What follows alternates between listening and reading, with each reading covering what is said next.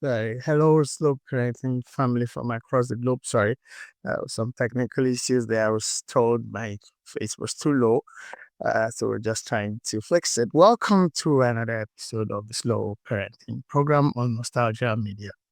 My name is still Richie Adewusi, your regular host. It's another interesting episode, and today we're gonna delve in. Uh, Whichever one is more applicable in this situation and our into our parenting duties. This time, we're going to be talking about preachers and practices. You know the saying, practice what you preach, hmm? Or rather, preaching practice. It's all about mirroring and modeling. Okay, we can say it enough on this program. You've read it probably in many places. You've heard people talk about it uh, at different fora. We can't talk too much. We can't say too much. We can't say too often.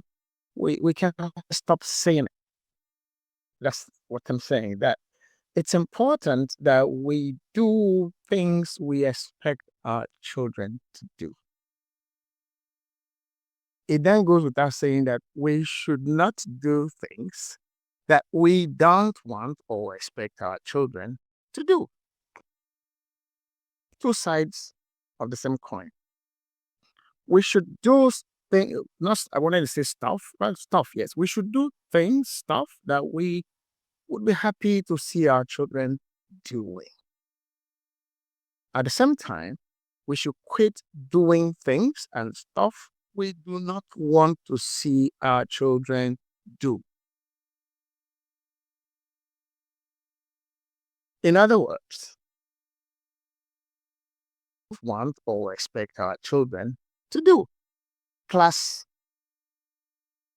is always in session in your home, so long as the children have arrived. So long as you have children, either your biological children or children by trust, that children who are put in your care, they are not so interested in the instructions you give verbally. They hear you.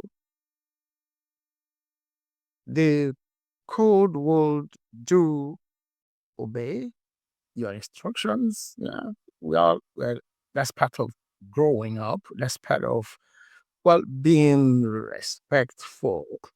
Okay, we are told, we are taught, or we're taught.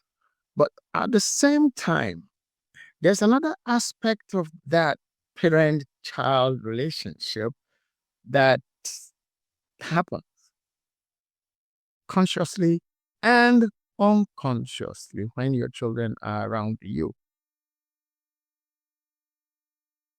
which should worry or excite you depending on what you exhibit when you are with them.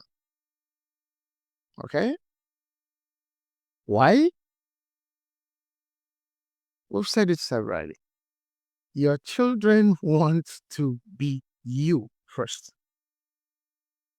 Never mind as they grow up, they'll tell you, "Oh, you are old school, you don't know." Right now, they're still, you are the picture, you are the image, you are the king, you are the superstar, the super mom, super dad, you're the superhuman being they are looking at, they look up to, they believe, they trust. It's up to you which way those concepts go in your relationship with them and by extension, their relationship with other people. You are their superstar, you are their superhero. Keep it that way. And when I say hero, I mean for mom and dad. No, so let's not go into marketing English here. Hero, heroine, hero, hero. I mean that that person, that main, well, that superstar that is like, wow, their go-to person, person they look up is you. you need to work at keeping it to remain you. It doesn't take too much of an effort. Just take consciousness about what you say, what you do when they are around you and when they are not around you. Because see, when we say when they are around you, it's okay, well, um, hello, are the children there? Are they around? You never know where they are. So it's not even it's not a practice of okay, I can say anything I want to say now. The children are not here.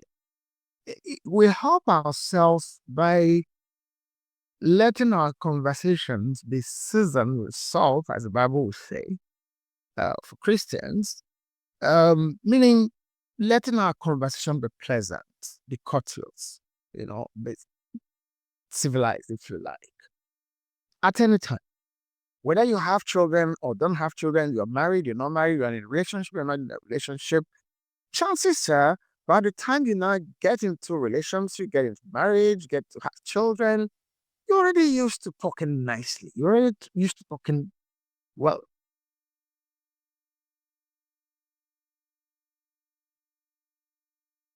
civilized.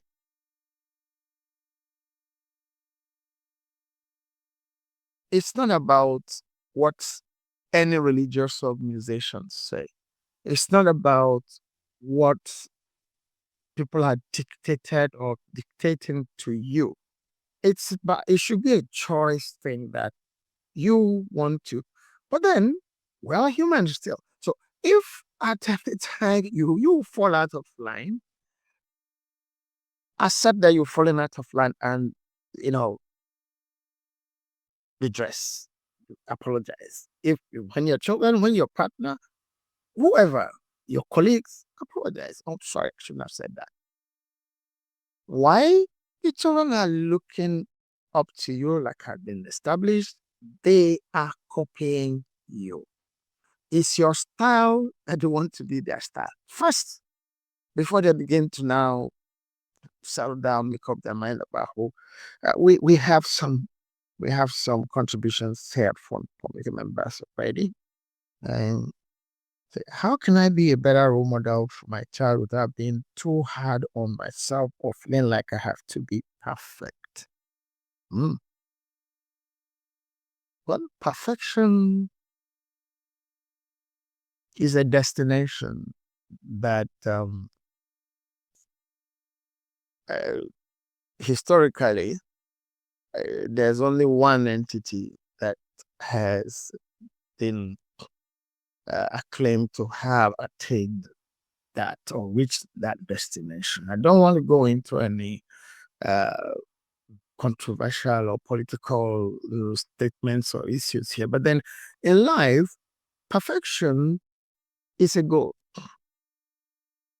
in everything we do. But whilst, well, if anybody says I'm perfect, oh, please send me a mail, raise your hand, say you're perfect in whatever areas of life, but it's an ideal, okay? Do your bit, be civil. Hmm? Again, to really help this community member, if you have such high bars for yourself that you struggle to meet up with in any areas of your life, for instance, it's possible that as in maybe disappointed, maybe in yourself, that you are not able to do so and so. I also don't want to be specific. I can be, but that probably would take us into so many other things. You had some dreams. You had some lists of, oh, I'm going to be this by this time. I want to have attained this by this time. If you are not able to do those things for so many reasons, any reason at all, in economics, they say all things being equal, all things never get to be equal. Okay. And then you now begin to have children. The chances are that you want your children to be those things you are not able to do. That's a tough ask on children because As beautiful as desirable as those your dreams were, what were the reasons why you didn't attend? Okay. You might also have perfected all the pitfalls that prevented you from attaining those goals or aspirations as you are growing up. And now you feel that you have all of those things that you lacked in place that your children now should be able to, because they have them in place. Now do those things that you were not able to do. Most of us parents are guilty of. But you you you needn't go to those lengths because first, have you sought to find out what your children would like to do, what they would like to be, or what they would not like to be? So that you don't build pockets of conflict even before they get started. Like I said, most of us are guilty. Parents are guilty of that. So, you know, this contribution, this question is, how do I get to be a better role model for my child without being too hard on myself or feeling like I have to be perfect? Set realistic goals for yourself and for your children. Realistic in the sense that you know your circumstances, you know your situations, you know your environment, okay? You know your abilities. You must know your weaknesses and your strengths. By extension, as you have your children, know them. We said them. We continue to say that. Know your children as well. Study them in your interactions with them. You will know their strengths, well, maybe weaknesses. So you do not go challenging individuals to do things that, in the first place, maybe they don't even like doing. I have shared on this program, I don't ever like the feel of oil in my fingers. Made me to start using cutlery to eat meals from a much younger age. And well, as time went by, people thought it was because of some sophistication thing or some, no. It's just a personal preference. I didn't like the feel of oil in my fingers. For those who would have joined us on any of those episodes, there was always an issue between my grandmother and I before she passed on. And this was a long time ago. Okay. And then, how are you going to be able to taste the goodness in that meal you're eating without letting your finger touch it? I didn't.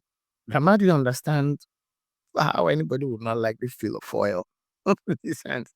But that was the same thing. I have a book titled Seven and a Half Temptations Parents Face. And one of the temptations was about 110%, you want your children to excel. Means, and even excel beyond excellence. It's a problem. First, you might be judging them, unfairly beyond their capacities. Okay. I told a story in that, my father wanted me to do pursue certain professions. Uh, I was not interested. And I couldn't tell him so openly. He was genuinely interested in my uh, affairs, my well being, and was like, oh, you could be good at this. But I was doing well in the subjects I picked in secondary school, in high school. But when it came to writing the final exam, the external exam in Nigeria is called WAEC, West African Examination Council, West African School Certificate examination. Um, I was in a dilemma. I could pass, and then I won't be able to defend why I would not now go to do the program he wanted me to do. And I did something that I wrote in that book is about 25, 20 years. 25, more than 25 years ago. Yes, to do the programs, to go for the profession in Nigeria, there are certain things, there are certain programs you can't go to college to do unless you have a credit in mathematics. Okay. So I opted to fail mathematics. I'm sorry. Sorry. I'm not telling you to go try this. Programs will tell people, please don't try this at home. Please don't try this with your parents, please. Okay. But I'm just telling you what happened with me. Okay.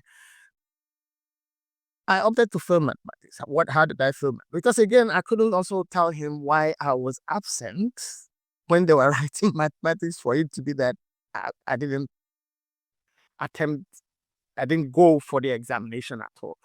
So I only went and sat for the objective questions or the objective parts, just to surprise it. And of course, mathematics became a blip in otherwise flawless results, filled with A's. He didn't know why.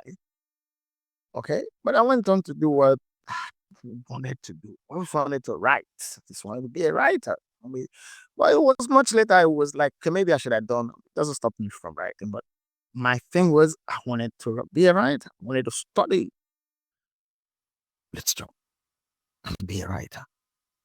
And that's what I'm still doing today. Every which way, stories are stories. When I'm here on the Slow Parenting program, the stories we're telling, we're writing, babbling. Okay? So don't set too high expectations for yourself without taking into consideration your abilities and your resources. Same thing for your children. That way, okay, you would be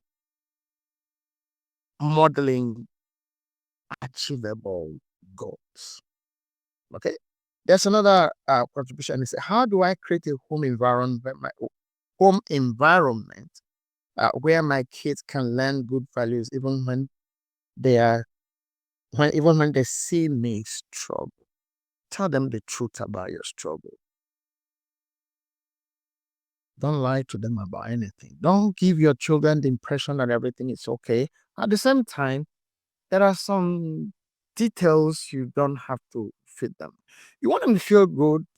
You are there for them. Yes, things are hard for this reason, but don't worry.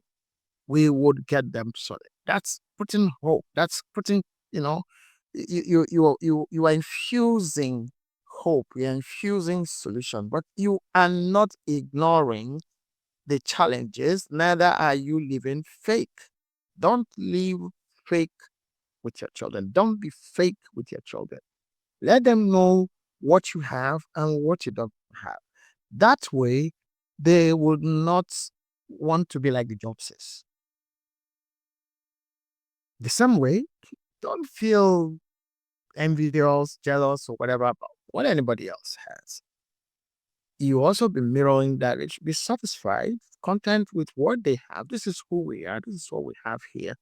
But it does not stop attainment of better conditions, better heights, better successes. Mirror those.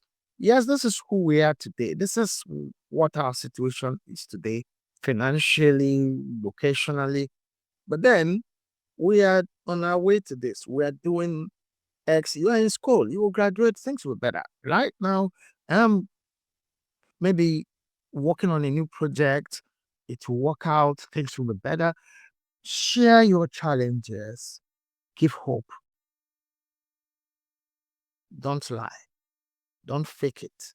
Don't go to borrow things to give your children the wrong impression about things being okay. Don't tie yourself to other individuals who would use it to hurt your psyche, your feelings. And then it would ultimately affect your children. Okay. So, what do I do when my children start modeling bad behavior from third parties like school friends or social media? What have you modeled for them or to them that they have witnessed concerning that particular issue at home? Okay. The important thing is what you model. Let's take swearing word, the use of swear words. If you don't use swear words at home and they go to school or go to the community center to play, and their children their friends start using swear words, they will be the ones to correct their friends, or they will leave the environment. Now, coming back to you, when your children come back to tell you their friends still use swear words, now, okay, so long as you don't, that's not what happens at home. Maybe it's time to limit their exposure to such friends. And you tell them so, let them know that. Well, did you tell your friend how that particular behavior makes you feel? Or, oh, yes, I tell her he keeps doing it, or I told her she keeps doing it. Then maybe you need to, maybe that person is not your friend, really. Not that it's your enemy, but then maybe you want to limit your exposure or your association with that person because it's going to create some bad influence. You've already seen it's you. Your attention, your concern is your child. Your attention, your concern are for your children. So you go ahead and let them know where to draw. We talk about boundaries. It's not just boundaries at home. Boundaries in friendship, boundaries with classmates, boundaries even between themselves and their teachers in so many other areas. But don't let us digress. We are talking about you at home. Okay? It's what you do at home that sets them apart or get them to become part of the crowd. Okay? It's what you do. My mom don't do that. No, I can't do that. My mom doesn't do that. I shared a story in another book, now book on parenting. It's called The Talk Therapy. It's a book on substance use and abuse issues. I narrated an incident that happened when we were in high school. I was doing a level. And it was a victory party after the inter sports for that particular year. And usually, there will be music, the DJ, at the party, there'll be, just merriment. And well, dancing on the dance floor, and suddenly the DJ went from fast flow music to slow jam. And um, female friends held on to their male friend, or male friend had on to that. There was this particular student, uh, was my classmate. Like I said, we were the senior students in the school because we were there for A levels. And this person was my classmate. She was the daughter of a federal minister at that time. And if her friends were dancing held her and she leave me. At the top of her voice, you could hear her protest, even with the music. Leave me. My mom said I should not dance blues. How about the froze? I looked at her direction. She didn't feel embarrassed. Okay. This wasn't a from one grade one student, not from two, not from three. Not this was an A level student. Okay. But could posit what she has had learned from her mother. It's a little embarrassing, yes, a little, if you like, crude, if you like, but the important thing is she remembered it and she could express it. So, crude or not, she didn't care. And that was the reason I used it in that book. That's why I narrated it. So, it's up to you to mirror the behavior and lifestyle that, again, we go back to your culture, your tradition, your family value, including your economic status. Family values, economic status, and all of that come into it, and the etiquettes to your children. So if they get into environment where things that don't tally with those things that you guys are well agreed at home, you're practicing, you are mirroring, they're saying, they're following, the chances are they will come to tell you when they get home.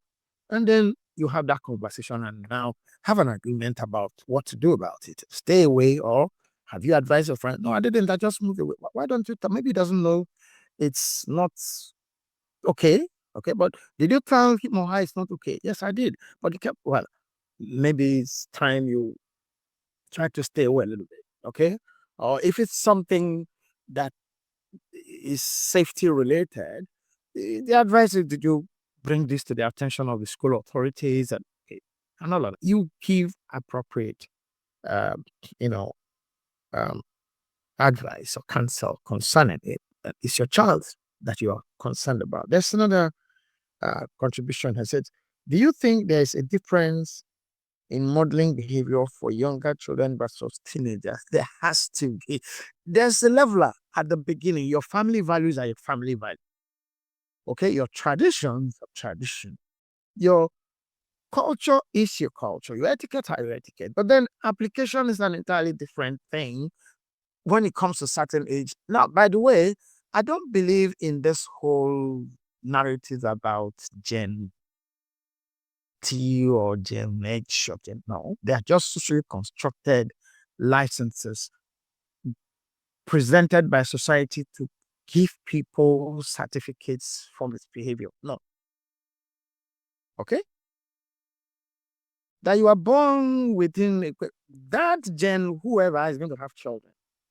Those children are going to have children. So that person that you say you call Gen Z or whatever gen will never grow up, will remain with.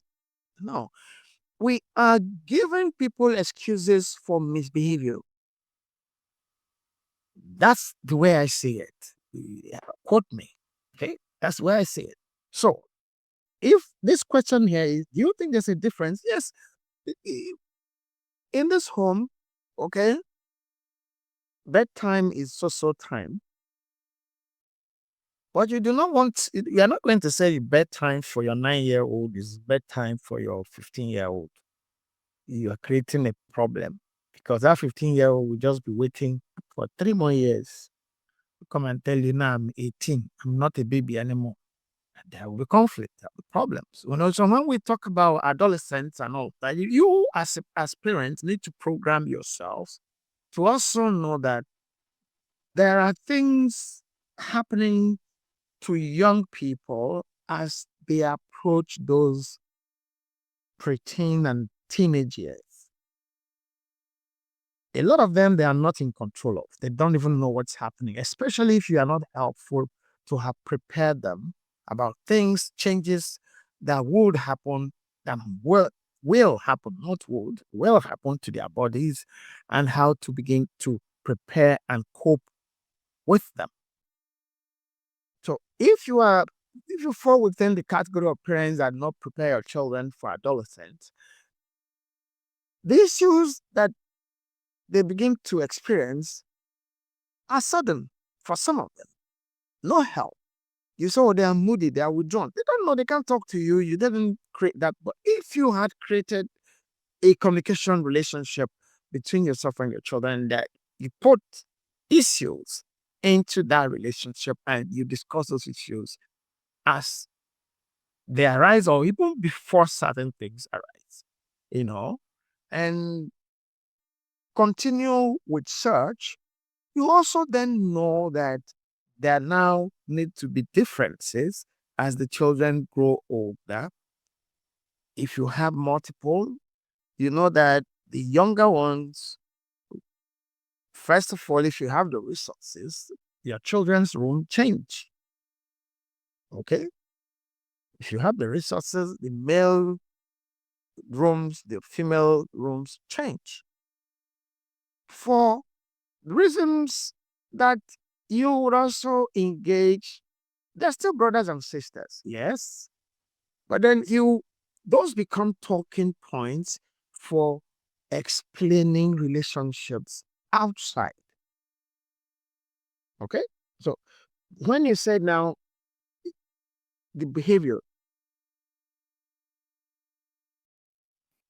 the way you would talk to your 9-year-old cannot be the way you would talk to your 14-year-old, even your 13, even your 12-year-old, really. Especially today.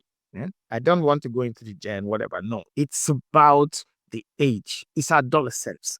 Adolescence is adolescence 100 years ago, 1 million years ago. There are societal challenges that have um, increased the I mean, whatever those challenges had been. But it doesn't now mean that a particular generation is there to with a license for misbehavior. No, I don't agree with that. Okay. If you disagree with me, just send me a message. Share your view, share your stand on that with me. Okay. I don't believe in the gen tagging that this is why this group of people are behaving this way. There are influences, there are external influences. Every generation of human race had external influences that impacted on their behavior.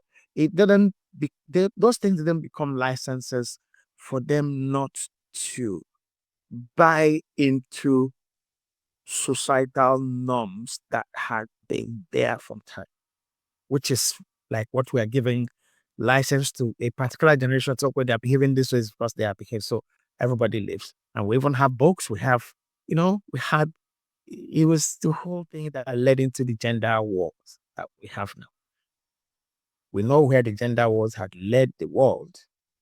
Everybody's talking about LGBT stuff and all of that today. Something created those scenarios, those situations. Now we are going off on this tangent of Gen Z. Okay, what are you going to call the next one? You find some fancy thing to call them, and they begin to behave to answer to that you're tagging. Not nice things are going to happen after those. How do I encourage my child to speak up when he sees me doing something wrong? I have scolded him for doing so, but for apologize, start with apologizing.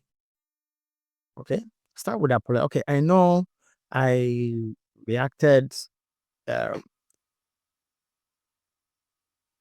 well in this way when you said something like this or that time. I shouldn't have. I'm sorry. Okay, I'm here again. Communication, conversation don't just happen. Did you start early? Have you been talking with your children? It doesn't just happen. It shouldn't just be when you have something to say. Say, "Hey, everybody come around, sit down." No. Okay. If you have made it possible for your children to communicate with you when things are good, when things are not so good, when there are emergencies, when there are celebrations, they would always come to you. And they'll be able to tell you when things are not happening too good from your behavior. Then, second, you can always ask. In one of my other books on parenting, the talk therapy, I shared an experience with my daughter. She herself is a mother today of two very wonderful daughters. And the experience, of course, was this whole issue of speaking up or not speaking up. The issue was speaking up or not speaking up. My children, I get to hear them chatting, with their uncles, their aunts, even the housekeeper, even, well, workmen are coming to do one thing or the other. They chat up there. But once I get into the environment where they are, everything or died, that time, okay, nobody will talk again. So one day, I called my daughter. I said, "Baby, what's going on? How come, even as I'm driving into the compound, I could hear you guys all, everybody is talking. Once the car engine dies, I step out of the car and they entered everywhere dies." She looked at me and with rapt attention as if are you sure you really want to hear what I'm going to say? He said, "Yeah, uh, you always shouting." Wow. Really? Sorry. Is that all? And you're always angry. Wow. Sorry. Okay. I'm going to do something about the shout. Is that why you guys will not play with me, talk with me, even when I'm sitting in the you people watch TV or whatever in the living room. Once I come out there, everybody disappear into their rooms. It wasn't a good thing. You could say, "Oh, thank God, this place is quiet and I can have my peace." No, you're having no peace. You're building a time bomb. So I noticed that. And like I said, this individual now is a mother. Have her own children now. It's about meal. And I told her, this was what your issue is. This is why you're not fine. I'm going to, and I tried. I did try. Now, around, that's one side of that coin between myself and herself. So I will share the other part of that coin with you when we return. We're going to take a short break now so that you can see a short video about why you should, you know, do things, if you like, the right way. What you say are the right ways, what you think are the right way for things to be done, why you should follow those ways. Watch the video. We'll come back. Okay? Stay with us. Do you have any recommendation trying to raise conscious kids that are not addicted to technologies? They don't care what you say. They're not going to listen. You have to model exactly what you want to see. If you don't want your kids to be screwing around with their phones at dinner, you put your phone away and you're not looking at it and you're having a conversation with them at dinner. And it won't work right away, but that model really works. If you want your kids to practice the faith, you must practice the faith. If you don't want your kids to drink, you shouldn't drink. If you don't want your kids to be abusive, yelling taunts out the car window in traffic, you better never do that. You better live thinking, I'm going to live as if I were the man I want my son to be. That's how you live. Welcome. Like always, our videos are not always, they're not long.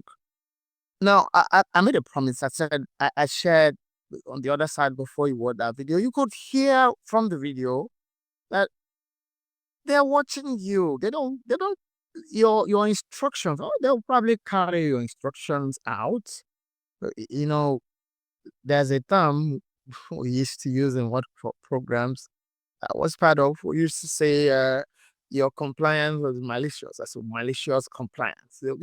Your children could comply with your instructions maliciously, meaning there's intent to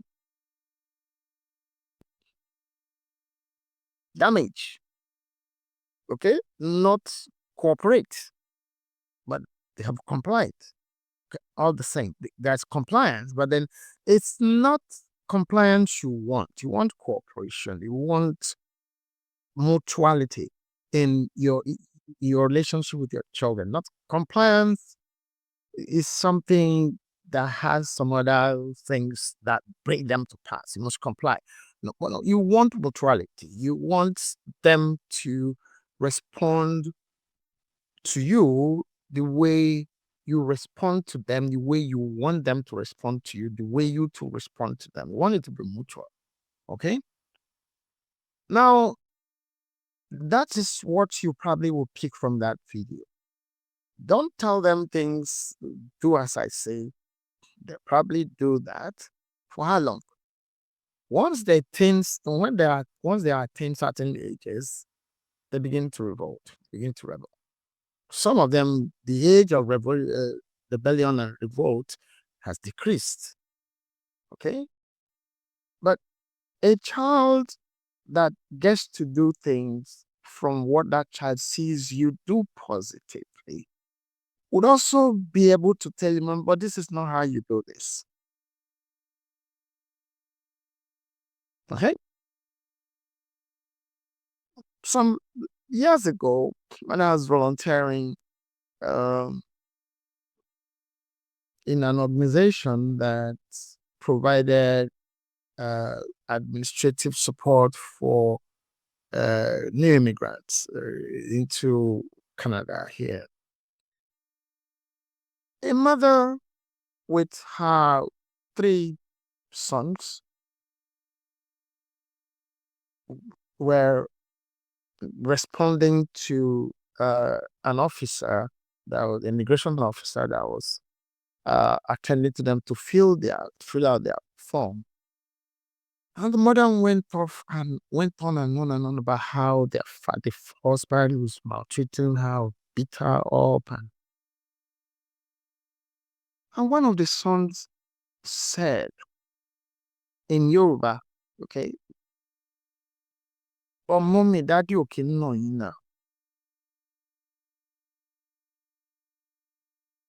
Of course, the immigration officer that was helping them didn't understand what the boy said. The mother turned around and looked at her and said, "Oh, there's a phone. Why don't you tell her that I'm lying?" I felt very sad. I wasn't directly involved in what they were doing, but when they are done, I went to her and told her that the child might have looked out of place with you, but then he was correcting you, because even the immigration people would eventually also find out that maybe what you are saying might not have been the truth, because they can interview your children to find out, and they would, in most cases, they would, to find out if they were. And if a child is already saying that, but mommy, daddy does not beat you, mommy, daddy never beat you. That's what the translation in English. And the mother said, okay, why don't you go and tell them that I'm lying? What are we saying here? Mirroring what, you know, how you want your children to behave. And then there was a question of, how could my child tell me I'm wrong? That person, because again, they must have had, two-way communication relationship in that family, that mother and that child, for even the child to be able to tell the mother right there that, well, mom, no, that didn't used to beat you, that didn't never beat you. But they still said it in their local language, their language, not local, their language in Nigerian language, Yoruba language. And the mother understood the other. But I had them, and I helped that family for a while. I really don't know where they are now. But then, you know, such things can't hide.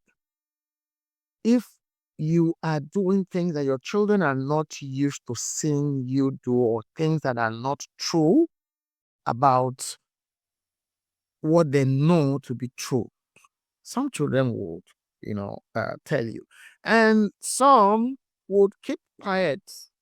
If you do not invite them to resolve the matter, like the issue of my daughter, I promised I was going to say in the second part of this mirroring, and this is also what came out in that video, what should come out in that video, that they are watching you, they are watching your lifestyle, they are copying you, they are copying what you are mirroring.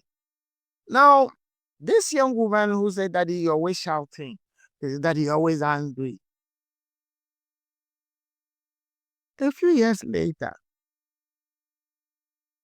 as at the time she was making those accusations, she only had one sister. But by the time of what I'm about to say now, she had a brother and a sister. And I had to, go on a retreat to pray, just to, be by myself and meditate. But that time, I decided I wasn't traveling out of the home for the retreat. So I went into the guest area. They didn't know I was at home. It was only their mother that knew I didn't travel. I was still within the compound. So I went to the guest area, but I could hear everything that went on in that place for the 3 days I was on the retreat. The person who said that he always shouting, you know, I would hear things like, hey, go and eat that food now, or else. Take that toy away from there now. I'm like,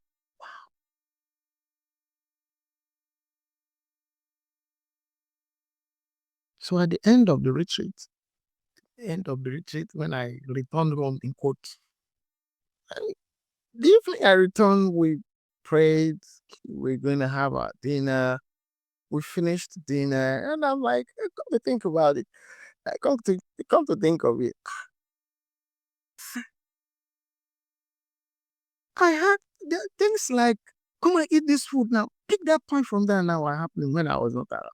They looked at it and said, well, how did you know that? I said, well, the Holy Spirit told me. We laughed. And I shared with them, okay, yeah, well, eventually I told them I was back already.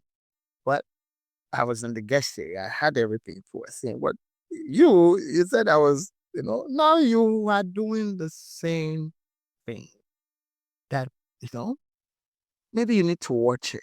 You are practicing that with your siblings, and that's not nice. Just like you told me it was not nice, and you know, I told myself to change, to try not to blow up, get angry, or raise over time.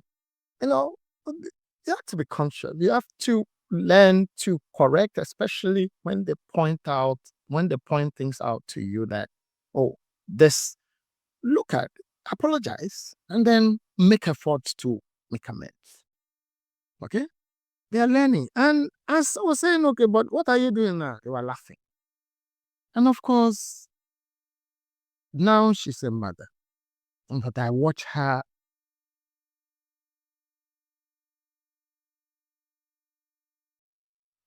fluid communication relationship with her daughters. But then that issue of this is what we need to do, this is what we need to do, I could still see it even in her relationship with her children. Okay? um, there's another contribution. It's how do I stay calm and model emotional control when I'm running on a 3 hours of sleep and my toddler just poured juice on the carpet? Occupational hazard. Sorry, that's just a joke, that's an aside. Well, yeah, again, occupational hazard. You don't have a choice but to be calm, because who will be the first patient or casualty of your not being calm? It will be you too. Okay. I saw a wonderful video the other day. A mother had just finished night shift. She came home and went to bed. And that was the time the son and the daughter were practicing their musical talents. High octane, high volume guitar and singing. And this woman got up from the bed. I mean, her gait was like, I'm going to go and see what this is about, this nonsense. But when she got to the door, and they didn't even notice she was standing there. When she saw what was going on and looked at the beautiful thing they were doing, the talent they were exhibiting, the son was there on the console, keyboard. The daughter was the microphone and with the headset, both of them headphones. And the daughter was singing and she was like,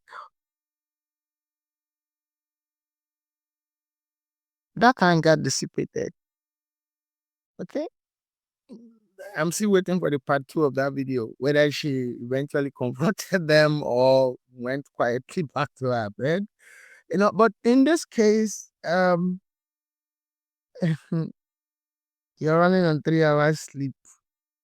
Find a way to keep that sleep and block them out for that. Then when you wake up, you can deal with the issue. Well, my toddler just poured juice. It's a toddler, so basic first first aid or safety precaution. Don't keep things where toddlers can reach them. Things that could pour, things that could break, things that could cut them, things that could make them tumble and fall. So be you, just like you had the pouring or whatever it is, crash of things, and you had to get up. Okay, if you have toddlers around, make the place safe for yourself and for them, and have a conversation. Never forget that. Have a conversation, have an agreement, have those boundaries set. Hey, mommy is sleeping, or this door is closed, or mommy is sleeping, or daddy is sleeping. Agree on what could happen and what should not happen. Agree. So that when things that you didn't agree get to happen, the consequences for them happening, you would apply them. People would remember. They will not repeat those things again. Don't leave things to chance. Boundaries, we can't say them enough, are very important. They don't say you are mean. They don't say you are rigid. It just helps to manage relationships. Boundaries help to manage relationship, parent, child, spousal, friends, colleagues. Boundaries help us with managing. What are laws? What are rules in the first place? They are boundaries. If you cross the streets on the red traffic light, you get a ticket for, you know, you drive as, get a ticket. There are boundaries. It doesn't mean government is wicked. Government is not wicked. Authorities are not wicked. You did the thing, so you take your fine, you go to pay it. The same way at home, agree on things. If you now bounce on your children with things that you didn't agree on, you are not being fair. So in this case, number one, don't leave things for your own peace of mind.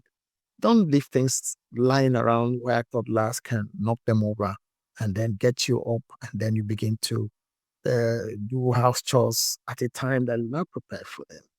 Okay? Set boundaries. When mommy is sleeping, don't come to knock. You can come and lie down beside mommy, but don't disturb. Agree on those things. Okay? I am separated from my husband. My daughter has been seeing him every weekend, but he is extremely irresponsible. How do I make sure she doesn't model his behavior? Do I stop her from seeing? What is your definition of irresponsible?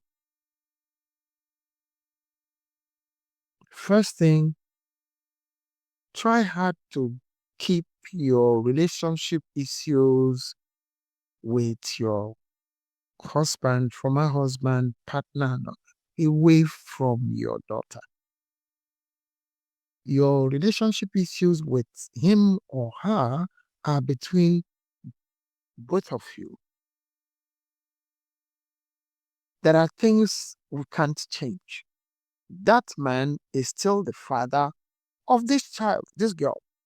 And that's why the child will make time out to go to see him. That's why the child will make out time to go to see her.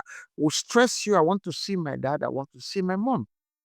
Okay, so what you have tagged irresponsible is between you and him. Okay, you've not said what those behaviors are. We are not going to suggest any for you, but our concern here is the child. The child needs the father and the mother. Both of you have decided to separate, like you said, what to say, I am separated from my husband. Both of you have separated. Okay? Try not to get the children also to become separated from their father or from their mother. It doesn't help the balancing of the growth of any child. Okay? Does not help the balancing of the growth of any child. So keep your daughter, mirror what you consider as responsible. Let her see. Okay? But don't block her from going to see her father. Okay? You could take a further step. Don't ask questions about what happened when if she tells you, fine, then you can have that conversation. But don't keep checking to know what happened when she went there or what didn't happen. Okay? And as much as possible, don't use negative terms for your partners. The children are, remember what we said, they're listening, they're learning. That young woman is going to have a partner, a husband, a boyfriend at some point. People carry things over to people that hadn't hurt them, that hadn't done anything to them.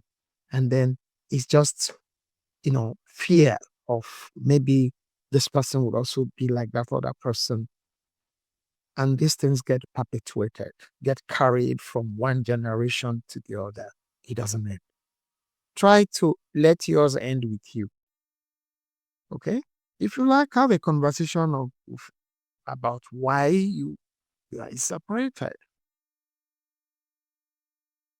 But don't make it a war. Okay? For the sake of your children, they are going to have their own relationship. You do not want them to get into what you now find, uncomfortable. Okay? So we'll move on. Can parents model critical thinking and skepticism even when it means questioning authority? Hmm. We are human beings. What sets us apart from some other animals is our capacity to think. We think and we get things done from our thinking. And if you're a thinking human being, and we all are thinking human beings, our thinkings can be one way. There will be cynicism, there will be skepticism, there will be optimism. All of us fit into one of those roles. So, in your thinking, share why if you have that open relationship, open communication relationship with your children, they actually will get to know your opinions about certain issues even without you telling them, because they'll see you, they hear you. They see you watch the news or read the newspaper, either, or read the news online, wherever. They hear you respond to things happening in society. There's nothing wrong with pointing out things that are not happening, right? But it's not enough to point out things that are not happening, right? You must also be able to say what could be done to make the things that are not right in society right. That way, the critical thinking you are talking about now is rounded. Okay? You are not a critical thinker of everything is bad. How could everything that is bad become good? Okay? Your critical thinker, you should not also be a praise singer because of what you expect from whoever, whatever organization, whatever society. You believe that, well, that's what we have. That's no. You should be able to, you know, model a kind of thinking, a kind of, well, you use critical thinking, keep going back to that still. Model a kind of thinking that help your children to come out with solutions. Critical thinking that doesn't profess solutions is not thinking. Okay? So that's it for our show today. The time went so fast today. It's been a wonderful edition of the Slow Parenting Program on Nostalgia Media. My name is Richie Adewusi. We are here every Wednesday, 2 p.m. at this time, Eastern Standard Time, US and Canada, and then 7 p.m. West African time, including Nigeria. Um, Leave us comments. Please subscribe. Please support us. Support this program. If you find it interesting, tell others about it. Invite them. Share. Let them, also benefit from what you've benefited from. And there are so many videos, over 80 of them we've done over time. You go to our YouTube channel, you find our live streams, you find our videos there. Make your comments, leave your comments, leave your questions. Our contact information is there. We would like to hear from you. Okay? Stay well, keep talking. See you next week. Bye bye.